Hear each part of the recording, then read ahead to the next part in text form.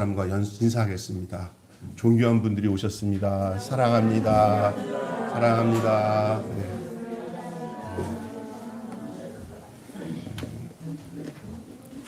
오늘 말씀은 위와 아래가 뒤집힌 나라라는 말씀으로 함께 은혜를 나누겠습니다. 제가 1982년도에 신학교에 입학을 하고 그래서 고등학교 졸업하고 이제 신학교에 입학해서 학교를 다니는데 있었던 일을 잠깐만 하고 말씀 전하겠습니다. 그런데 그때 한 2학년 좀 지났을 때 몇몇 애들이 새로 이게 편입해서 들어오는 것 같아요. 한 6, 7명 애들이. 근데 걔네들이 여자애들도 있고 남자애들도 있고 아주 열심히 학교에서 몰려다녀요. 나도 이렇게 접근하고 그래서 뭘 이렇게 전도를 하듯이 얘네들이 뭐 CCC에서 훈련받은 애들이냐 이렇게 봤더니 30개론이라고 해갖고 막 이렇게 비유풀이 같은 거 하고 그러더라고요. 그래서 어디냐 교회 저 낙성대 있대요. 그러냐 나중에 교회 이름이 또 바뀌었어. 애천교회로. 그래서 우리가 나중에 우리 성교단체에 있던 친구들이 자세히 살펴보니까 얘네들 이상한 애들이다. 우리가 결국 학교에서 내보냈어요. 얘네들 이렇게 교무과장님과 얘기해가지고 걔들 못 있도록 했어요. 알고 보니까 얘들이 애천교회 낙성대 교회인데 지금 보니까 JMS 애들이야. 초창기였어요. 아주 초창기. 걔네들이 넘버 8번, 9번, 10번 애들이 있었어요. 번호를 매기거든요. 굉장히 초창기 애들인데 걔네들이 지금 이렇게 괴물이 될 줄은 몰랐어요. 지금 사실은 이 무시무시한 게 이 하나님을 대적하는 마귀의 세력들이 어떤 교리화를 만들어서 이 음란 종교를 성경을 이상하게 해석을 해서 그 하와의 타락을 그 음란적인 요소로 카피링 해가지고 만들어진 그 종교 집단이 문선명 집단이거든요. 그것에서 훈련받았던 그 이만희, 거기서 훈련받았던 정명석 같은 그런 사람들이 계속 이게 이단이 만들어져서 이 세계를 뒤집어 놓는 거예요. 지금 그 정점인 마귀가 사탄이 역사하고 있는 건데 그 많은 젊은 청년들이나 많은 사람들이 거기에 말려 들어가는 너무 안타까워요. 우리가 정말 깨어서 바른 신앙으로 하나님 잘 섬기고 믿음 안에 산다는 게 얼마나 복된지를 알 수 있는 대목이에요. 진짜 심각해요. 제가 그 30개론 그게 자세히 보니까 문선명 교리랑 똑같은 내용을 자기를 중심으로 카피한 거예요. 이만희는 이만희대로. 그래서 여러분이 참 이게 이제 얼마나 지금 요즘에 이슈가 납니까? 막 얼마나 앞으로 이제 계속 이제 아마 이슈가 될 겁니다. 우리는 이때 하나님 앞에서 바른 신앙, 하나님 앞에서 온전한 신앙생활을 하고 산다는 것 감사하게 생각하고 여러분 바른 믿음 안에서 정진해 나가는 그리고 우리 안에 정말 주변에서 우리가 복음을 전하고 바른 복음을 전하고 믿음을 증거하는 그런 삶을 살아야 된다는 것이 중요하고 더더욱이 목사인 저 같은 사람들은 더더욱이 중요하구나라는 생각을 하게 됩니다. 오늘 말씀은 위와 아래가 뒤집힌 나라라는 제목으로 함께 은혜를 나누겠습니다. 영국의 헨리 8세의 주치의가 생애 말년에 수도원에 들어가게 되었습니다. 그는 거기서 난생 처음으로 직접 성경을 읽을 수가 있었습니다. 그리고 그 감격과 그 충격은 이루 말할 수가 없었습니다. 그냥 그 당시에는 그냥 종교적으로 끌어가는 대로 그냥 신앙생활 했지 성경을 보지 못했던 시대였습니다. 헨리 8세 때 중세 시대입니다. 그냥 직접 성경을 읽었습니다. 이 주치가 그러면서 이 성경을 보면서 그 충격에 이루 말할 수가 없었어요. 특별히 산상수훈을 읽고 난 뒤에 그러고 나서 그는 이렇게 말했습니다. 이 성경이 거짓말이든지 우리 시대의 교회가 거짓이든지 둘 중에 하나일 것이다. 이 성경이 거짓이든지 우리 시대가 거짓이든지 우리 시대의 교회가 거짓이든지 둘 중에 하나일 것이다. 그가 성경에 본 하나님의 나라와 지금 살고 있는 이 나라 백성들의 신앙 모습, 교회의 모습은 달라도 너무나 달랐던 사실을 성경을 읽은 후에 이는 알게 되었습니다. 자기 조국의 그 교회가 하나님 나라보다 세상을 더 많이 닮았다는 것을 통탄하지 않을 수가 없었습니다. 저는 이 주치의 고백이 오늘 저의 고백이라 할 수 있습니다.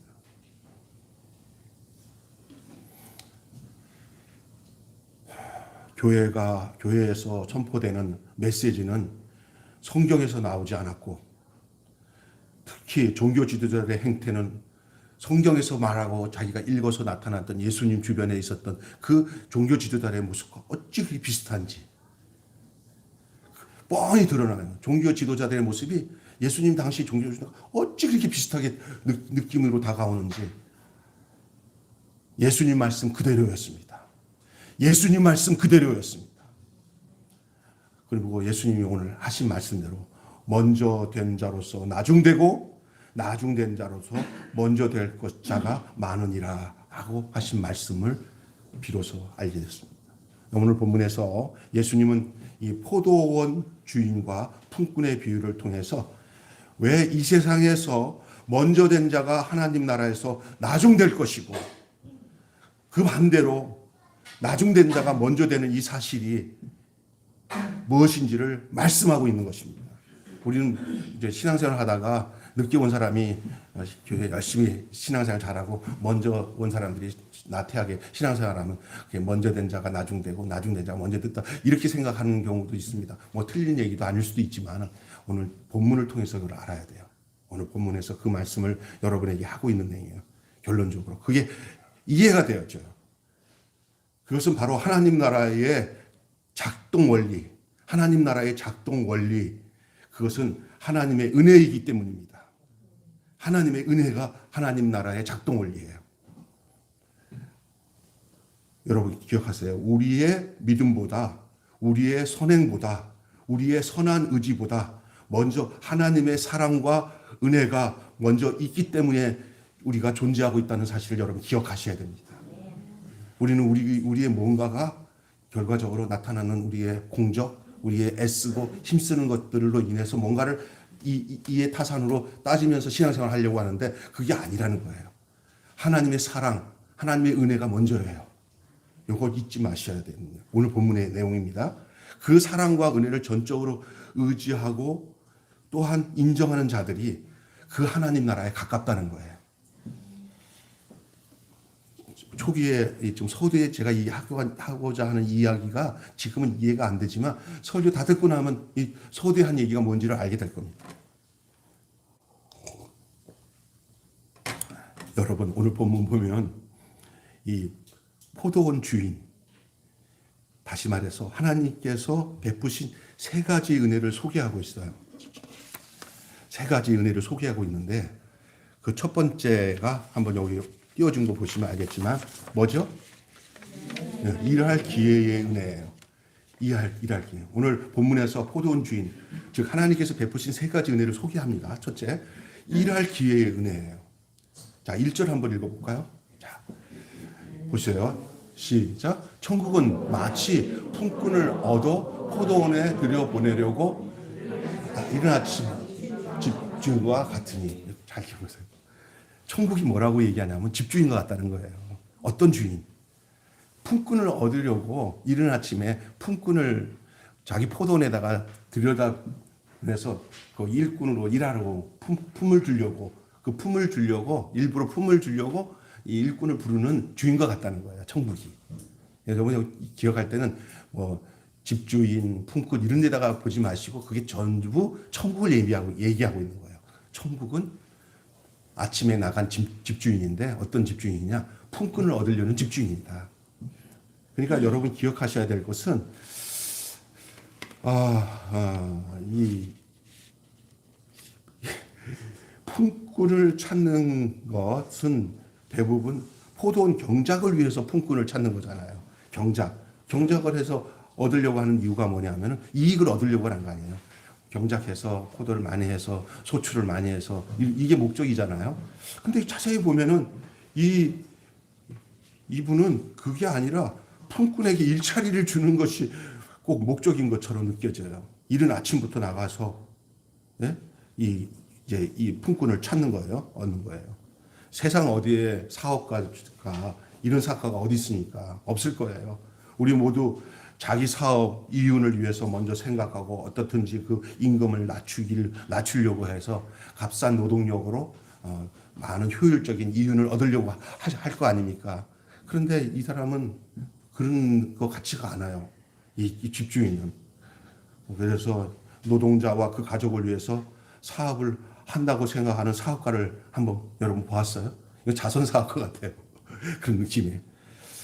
그런데 이 포도원 주인은 품꾼을 먹여 살리기 위해서 포도원을 운영하는 사람이었던 것 같아요. 제가 얼마 전에 불편한 편의점이라는 책을 읽었어요. 여러분 이거 좋은 책이에요. 한번 권하고 싶어요.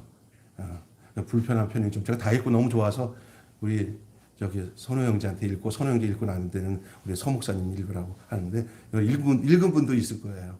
거기 처음에 나오는 등장의 인물이 염여사라고 오랫동안 아주 참 좋은 여자예요. 염여사라고 교회 권사인 것 같아요. 근데 이분이 저기 공직생활, 교장생활 끝나고 난 뒤에 이제 남편이 사업하다가 남긴 돈 얼마를 그 후암동 지역에 여기 변두리에다가 편의점 하나를 했고 그것도 돈 깨나 된다. 그래도 남편이 돈을 좀 말아먹었는지 뭐 그거밖에 남은 게 없는데 그 아들놈은 사업하는 데로다가 아들놈이 다 아버지 돈 날리고 그냥 다 좋은 분들이 다 문제가 하나씩 다 가정에 있어요. 가족 중에. 그래가지고 그 아들놈이 엄마 그 장가도 안 되는데 그 나한테 막 하라 그러는데 아들은 그 염려사는 그거를 팔지 않고 거기에 알바로 있는 그 자매, 거기에 누구 같은 교회에 어렵게 사는 오여사 이런 사람들 생각하니까 그 편의점이 거기서 조금이라도 거기서 연명하게 먹고 사는 일자리거든요. 그러니까 그래서 그거 큰 수입이 안 돼도 그거를 일자리 때문에 붙잡고 있는 내용들을 쫙 하면서 스토리가 나가요. 근데 굉장한 내용이 아주 좋은 내용이에요. 그러면서 제가 오늘 본문에 보니까 이 이야기가 바로 그 염려사의 이야기가 비슷해요. 사람 생각하는. 사실은 지금 우리 사회 속에서의 이 노조 문제, 기업들의 문제 다 이런 데서 발생한 거 아니에요. 근데 기독교인은 어떤 생각을 가지고 살아가느냐는 굉장히 중요한 거예요. 오늘 본문이 그것을 어느 정도 다루고 있어요. 그리고 우리 자신의 삶도 마찬가지고요.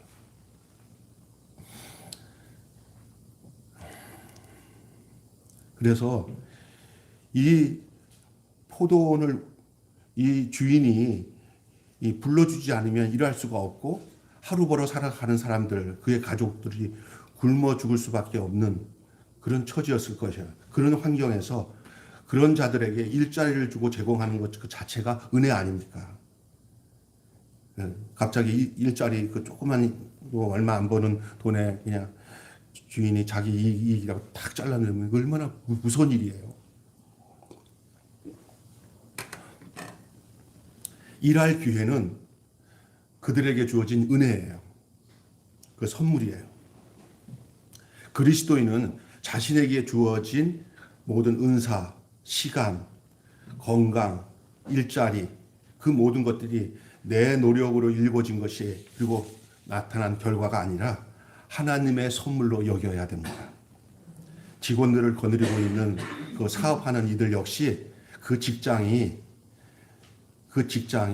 하나님의 것이라고 생각한다면 자기의 이익을 극대화하기 위해서 영광을 돌리기보다는 그 사업장의 운명 자체가 성경적이어야 하고 또 나보다 직원들의 삶의 행복을 위해서 하나님께서 유임하신 일이라고 생각해야 될 줄로 믿습니다. 그런 마음이라면 이 노동의 유연성을 요구하며 경영 정책에 노동자에게 그걸 다 전가시켜서 뭐 해고하고 남발하는 그 부도덕한 일들은 벌어지지 말아야 되는 것입니다. 그래서 오늘 먼저 그 일할 기회가 얼마나 귀중한지 일할 기회에 대한 은혜에 대한 말씀을 먼저 드리고 다음 넘어가겠습니다. 일할 시간대의 얘기예요. 일할 시간대의 은혜. 일할 기회의 은혜와 더불어 일할 시간대의 은혜예요. 이거 참 중요합니다. 자, 뭐 좀 많이 읽어야 되지만 6절, 7절만 먼저 보겠습니다. 시작. 11시에 나가보니 서 있는 사람들이 또 놀고 그들의 꿈꾸는 목소리는 없습니다. 이르되 너희도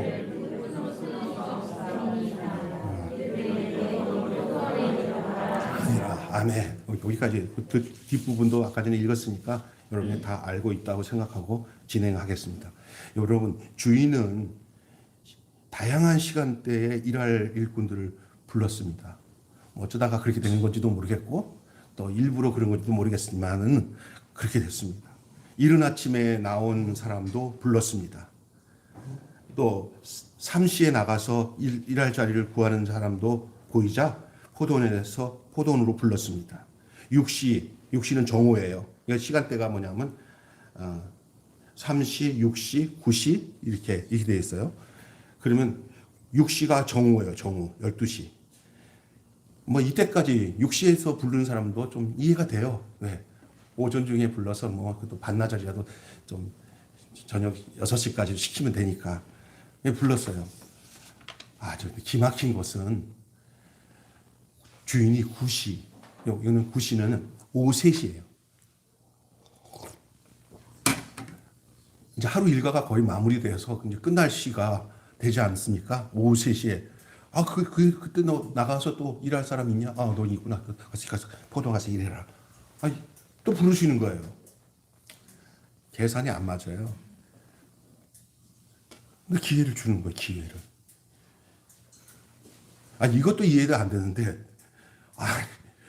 11시, 다시 말해서 오후 5시, 1시간 남겼어요. 6시 끝났는데, 오후 5시에 그 인력시장에 나가갖고 품꾼 하나에게 일자리를 또 주는 거예요. 보니까 한 사람 불러요. 그래서 1시간 정도 남았는데 일할 수 없잖아요. 그런데 일할 수 있게 한 거예요. 자, 이거 생각하면 이거는 비유잖아요. 근데 극단적인 비유예요. 이건 진짜. 현실 세계에서 아무도 그렇게 사업하는 사람 없어요. 그런데 자기 돈을 허비하는 아주 비효율적인 생각 아니면은 할 수 없는 비상식적인 일이에요. 1시간 남겨주는데 하루 일을 하도록 불러서 그 마무리에 부른다는 것. 상식이 없어요. 이윤을 남기는 사업가가 할 수 있는 행동은 아니에요.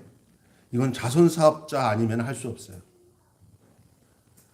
그래서 10시에서 만난 일꾼에게 이런 얘기를 합니다. 주인이 뭐라고 하냐면은 어찌하여 종일토록 놀고 여기 서 있었느냐라고 물어요. 너 어찌 여기 지금 일하지 않고 여기까지 서 있었냐라고 물어요. 그랬더니 뭐라고 얘기합니까? 그가 뭐라고 얘기해요? 성경에 여러분이 봤잖아요. 예? 품꾼으로 쓰는 사람이 없어요. 여러분이 한번 상상해 보세요. 품꾼으로 갈 사람이 없는 건 지가 안 가겠다고 버텨서 간 사람은 아닌 것 같아요. 제가. 왜냐하면은 거기서 자기 일할 사람을 찾는 사람을 기다리고 있었다는 것은 일할 마음은 있었던 거예요. 없어요. 그럼 누구예요? 이 사람은 생산력이 전부 떨어져 가지고 아무도 그에게 일할 제공을 주지 않았던 것처럼 보여요. 그잖아요. 주인은 그런 것도 상관 안 합니다. 아마 내가 보면 몸에 상당히 장애자든지 아니면 뭐 이래도 일도 못할 사람 같이 보일 수도 몰라요. 상관 안 해요. 너 일하러 가자고 데리고 가는 거예요. 남은 노동 시간도 생각 안 해요. 그냥 그 사람만 생각해요. 너 일하겠냐 하고 데리고 가시는 거예요. 그 주인에게 있어서 사업은 은혜를 나눠주는 공간이에요. 우리의 가정, 우리의 직장, 우리의 교회 다 하나님이 우리에게 은혜를 나눠주도록 선물로 주신 공간인 줄로 믿습니다. 그런 선물의 경제, 그런 은혜의 경제만이 탐욕의 경제, 무자비한 경제를 구원할 수가 있습니다.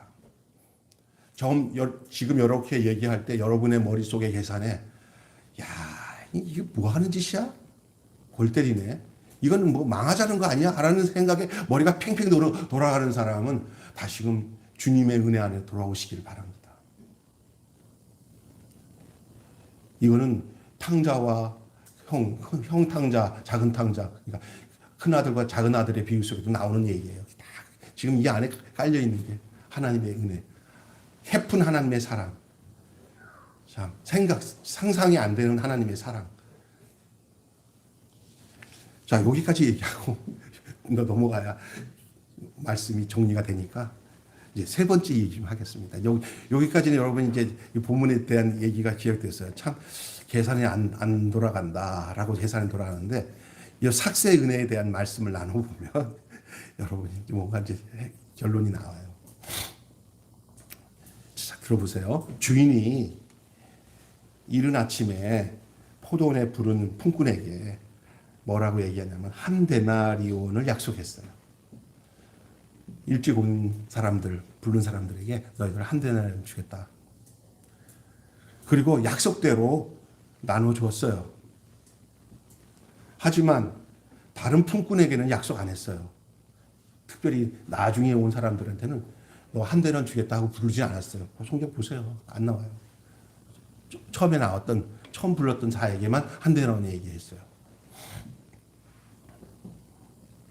그래서 아무도 자신들이 한 데나리온을 받을 거라고 생각을 안 했을 수도 있어요. 왜? 처음에 온 사람에게 한 데나리온 줬으니까 그 사람이 한 데나리온이니까 자기들은 그 한 데나리온에 적게 뭐 5분의 1, 3분의 1, 2분의 1, 4분의 3 이렇게 차등해서 주겠지라고 생각을 할 수도 있겠죠. 늦게 온 사람들이. 그래도 불러주신 거 감사해서 왔겠죠. 그런데 주인이 모든 노동자에게 심지어 1시간 전에 일해서 시작한 노동자에게도 똑같이 주인이 뭘 줬어요? 한 데나리온을 줬어요. 한 데나리온. 여러분 세상의 상식으로는 아주 이게 깨어지는 계산이에요. 아주 그냥 망하려고 작정한 계산이고 사람들에게 기분 잡치게 하는 계산이에요.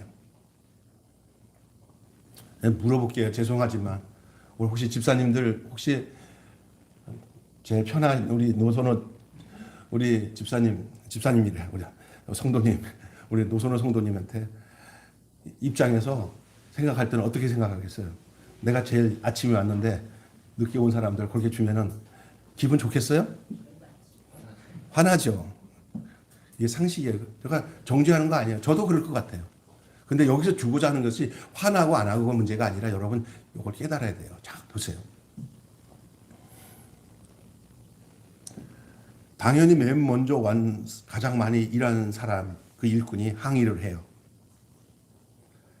그래서 이게 무슨 화를 낸다고 그랬어요. 이게 무슨 일이냐. 근데 따져보면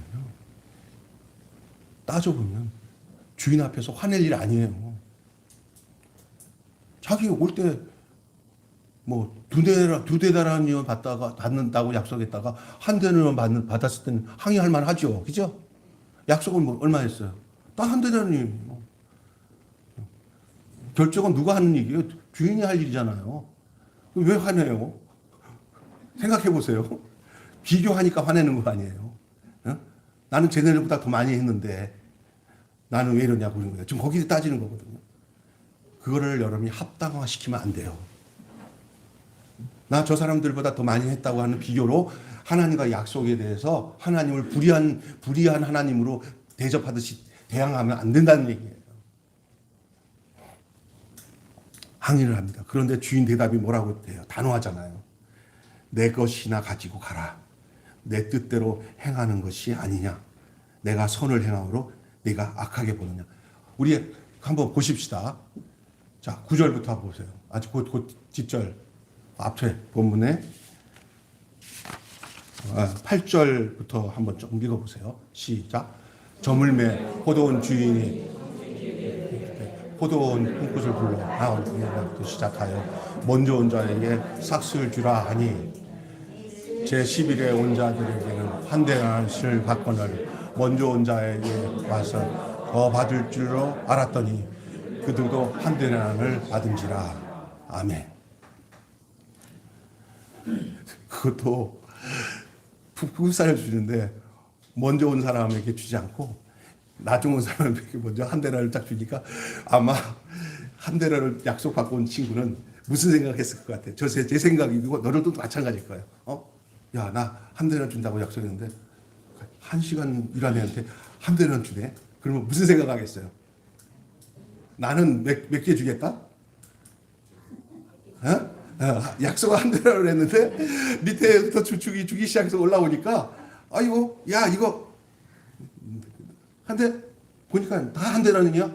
설마 나까지 한 대라느겠냐? 하고 생각한 거예요. 아니, 자기보다 한 2-3시간 늦게 온 사람이 한 대를 봤을 때, 그냥 다 한 대나 주는 거야. 이렇게 돼서 그냥 넘어가면 되는데, 이제 이 처음에 온 놈은 어떤 심보를 가졌는지 몰라도 그걸 따지는 거예요. 그러니까 주인이, 내 거 가지고 가라. 내 뜻대로 행하는 것이 아니냐. 내가 선함으로 네가 나를 악하게 여기냐. 나는 원칙대로 한다. 이렇게 얘기하는 거예요. 품꾼은 자신이 받은 은혜를 잊어버렸어요. 주님이 시행한 그 선물 경제, 자비의 경제를 상식 밖의 악한 일로 만들어 버렸어요. 일한 대로 받고 일한 만큼 받아야 된다는 상식이 깨지면 자신이 헛고생한 것으로 되고 만다고 생각하게 되기 때문이에요. 우리 그런 경우 많아요.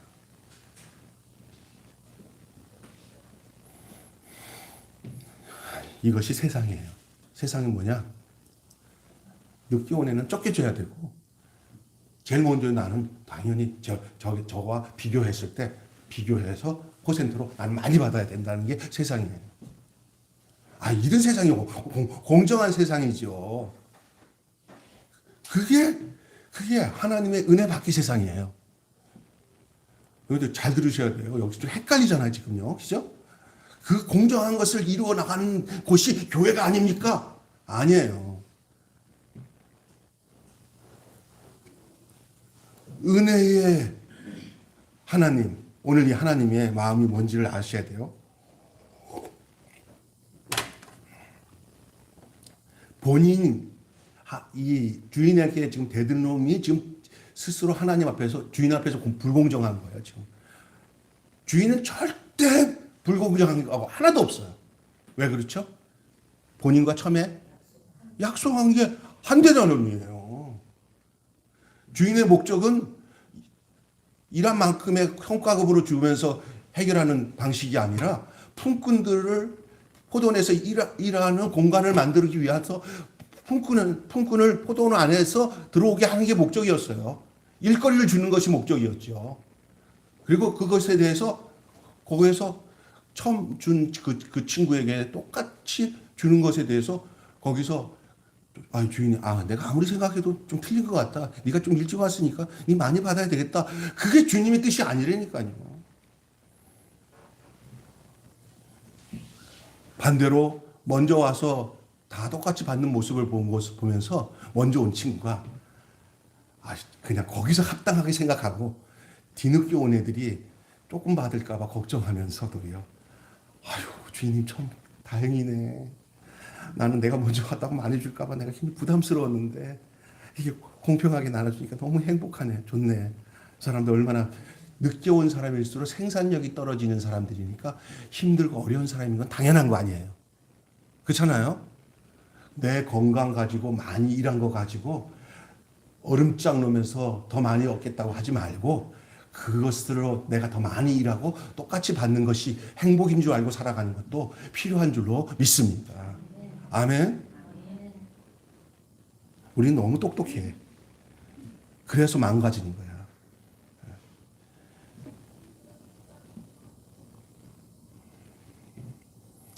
이것이 세상이에요. 세상은 자기를 향한 은혜는 좋아하지만 내 이웃을 향한 은혜는 시기를 해요. 나 잘 살게 해주는 것은 좋지만 모두가 잘 사는 것은 괜히 싫어. 그런 사람은 하나님 나라에 합당하지 않습니다. 하나님 나라는 은혜를 받아먹고 살기를 즐거워하는 자, 자신의 수고를 통해서 타인을 유익하게 하는 사람, 더불어 함께 사는 것을 좋아하는 사람들의 나라가 하나님의 나라입니다. 교회가 어때해야 됩니까? 저는 이런 나라가 예수 안에 있다는 것을 알았습니다. 그리고 저 역시 그렇게 살아야 된다는 것이 얼마나 감사한지 알았어요. 그래서 내가 더 많이 수고함으로 다른 사람이 나와 공평하게 살 수 있다면 그게 행복한 나라구나. 나 옛날에는 이랬다니까. 서 목사님은 힘이 없어서 아무것도 못 들고, 목사님 이것 좀 해주세요. 아유, 저 목사님은 힘도 없어하고 맨날 나한테 붙어가지고 내가 다 이래서, 아유, 이랬어요. 처음에. 그래가지고 불화가 많았어, 속으로. 진짜. 그랬는데 요즘에 와서, 근데 나보다 더 심각하게 일 많이 하고는 다른 사람들한테 그냥 막 베푸면서 자기는 막 그냥 막 쓰러질 정도로 힘들게 하면서도 똑같이, 아니 덜 받아, 그냥 더 받지도 않고. 그런 사람이 저기 방씨라고 하는 사람이 한 사람. 하나님 나라가 뭐, 근데 요즘 보세요. 뭐 그냥 더 못 받아가지고 떼거지로 모여가지고 싸우고 막 악을 바라가는 거예요. 이 세상 하나님 나라가 떠나가는 거예요. 이 제대로 된 하나님의 나라의 이것이 알면은 가진 자들은 더 어려운 사람들에게 베풀고, 또 가진 자들이 나는 베풀려고 더 어려운 사람들 주려고, 그래서 거의 정말 1시간밖에 일하지 못하는 그 장애자들에게 넉넉하게 준 것이 너무 감사하게 생각하는 그 더 일찍 온 사람들의 고생스러움의 행동이 행복한 땀으로 느껴질 수 있는 그런 하나님의 나라, 그런 기독교 지도자들, 할렐루야, 위에서 기도하고 또 우리 교회가 그것을 실천하며 교회 공동체 안에서 이루어나가는 그런 여러분 되어야 될 줄로 믿습니다. 사랑하는 여러분, 오늘 우리가 받은 은혜를 헤아려 보십시오. 맨날 밥을 지새워도 다 셀 수 없을 정도에 주신 하나님의 은혜 아닙니까? 은혜 아닌 것이 없기 때문입니다. 그러니 감사하라고 하신 그 성경은 우리에게 명령하고 있습니다. 찬송하라고 요청하고 있는 것이에요. 주인의 허비하는 사랑, 주인의 허비하는 사랑, 주인의 그 해픈 사랑, 자기보다 품꾼을 더 먼저 생각하는 사랑, 그 관대한 자비가 바로 우리가 받은 하나님의 사랑입니다. 이것이 하나님의 나라를 작동하는 원리예요. 이 작동이 안 움직이게 될 때는 세상 나라가 됩니다. 거기에는 맨날 불평불만 따지면서, 진짜 이게 너 몇 시 왔어? 더 받으려고 그래? 계산 따져, 계산. 망하는 거예요. 넉넉하게 먼저 온 자들이 흘러서 늦게 온 생산력이 없는 사람들을 보듬고 안겨주는 아름다운 나라, 공동체. 그것이 하나님의 해픈 사랑 속에 담겨져 있는 우리를 향한 하나님의 뜻 아닙니까? 이 땅에 빛과 소금으로 살아간다는 것, 그것은 우리가 이 원리를 따라 살아간다는 거예요. 알았어요? 그렇게 살겠어요, 이제? 어떤 면에서는 바보 되라는 거예요. 그냥 무조건 바보 되라면 무슨 소리 하지만, 지금 내가 바보 돼야 될 정당성을 알려주고 있는 거예요. 작동 원리를 알려주고 있는 거예요. 바보 되세요. 바보 되라고 바보 되는 게 아니에요. 이거대로 살면 바보가 될 수밖에 없는데, 이게 행복한 바보예요. 근데 이 세상에 들어가면 절대 용납될 수 없는 거잖아요. 그러나 이게 세상을 이길 수 있는 위대한 방법이에요. 빛과 소금으로 살아간다는 것은 그냥 빛을 비추고 막 소금이 된다는 것은 뭐냐? 바로 이 사랑의 원리대로 살아가는 거예요. 하나님의 해픈 사랑, 하나님의 그 계산 없는 사랑, 허비하는 사랑.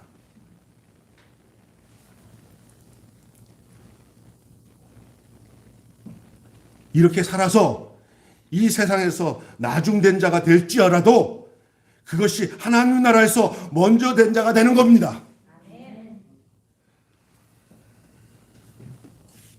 이렇게 믿고 살아갑시다. 이것이 바로 구원받은 믿음입니다. 믿음은 개념적으로 내가 예수 믿고 그거는 계산이 안 나오고 이게 아니에요. 이 작동 원리에 따라 살아가는 그 삶의 내용이 우리의 믿음이 돼야 되는 거예요. 우리 오늘 위와 아래가 뒤집힌 나라 상식이 바뀌어야 돼요. 내가 갖고 있는 이 상식을 세상 상식으로 계속하면은 우리는 이 세상을 변혁시킬 수도 없고 우리가 주님의 제자로서 하나님의 나라로서 부르신 우리의 그 소명에 따라 살 수 없게 꽁꽁 묶여버리고 이 무시무시한 이 세상 속에서 우리는 아무것도 할 수 없는 사람이 돼요. 그러나 주의 성령이 저와 여러분에게 이 말씀 속에서 은혜를 주셔서 여러분의 가정, 직장, 사회 속에 해도 안 되는 것 같아도 여러분 주님 뜻대로 살면 주님의 함께 하신 놀라운 역사가 여러분 속에 우리의 직장과 가정 속에 분명히 있을 줄로 믿습니다. 기도하겠습니다. 합심해서 한번 기도하겠습니다. 오늘 말씀 들어보면은 목사님 이론적으로는 맞아요. 그런데 현실 세상 살아갈 때 이게 됩니까? 이러면 안 됩니다. 우리는 이렇게 살아가는 것이 마땅한 존재로서 부름을 받은 주의 몸입니다. 주의 생명입니다. 빛과 소금이 되어서 살아가야 될 빛이고 소금입니다. 주님의 그 사랑의 작동 원리가 우리 안에서 작동 원리로 움직이게 하여 주시옵소서. 그 사랑으로 살게 하시고 그렇게 행할 수 있도록 도와주십시오. 나중된 자가 먼저 된 자가 나중되고 나중된 자가 먼저 된다는 얘기가 남의 얘기가 아니라 바로 우리에게 닥쳐진 얘기입니다. 하나님 아버지요, 이 시간에 우리가 같이 기도하는 시간을 갖겠습니다. 하나님 아버지 앞에 다 같이 기도하겠습니다. 하나님 아버지 은혜를 감사합니다. 오늘 포도 품꾼의 이 비유의 이야기를 통해서 오늘을 살아가는 우리들에게 주님께서 주시고자 하는 귀한 말씀을 주심을 감사합니다. 하나님 알게 하신 거 감사합니다. 깨닫게 하신 거 감사합니다. 믿게 하신 거 감사합니다. 이제 그대로 살게 해 주시옵소서. 주의 영이 우리 가운데 역사하셔서 하나님 아버지 이 땅에 사는 동안에 정말로 우리가 먼저 온 자가 더 많은 수고와 애씀이 나중 온 자들을 위해서 하나님 아버지가 행해졌을 때 그것을 계산적으로 따지지 않고 그 하나님의 해픈 사랑으로 함께 할 수 있는 저희들 되게 하여 주시옵소서. 하나님 아버지 우리는 이 제일 먼저 온 자들 증후군에 빠져서 제일 먼저 온 자들의 증후군에 빠져가지고 살면서 살아갈 때 하나님 우리가 세상 원리에 젖어서 우리가 넘어질 때가 너무나 많았던 것을 고백합니다. 그러나 우리 오늘 예수님께서 우리에게 행하시고 말씀하신 내용이 바로 무엇인지를 알게 하여 주시고 오늘 이 땅에서 하나님 나라가 이 땅에서 이루어지고 우리의 가정과 직장과 사회 속에서 이것이 이루어질 수 있도록 하나님 간절히 간구하고 기도합니다.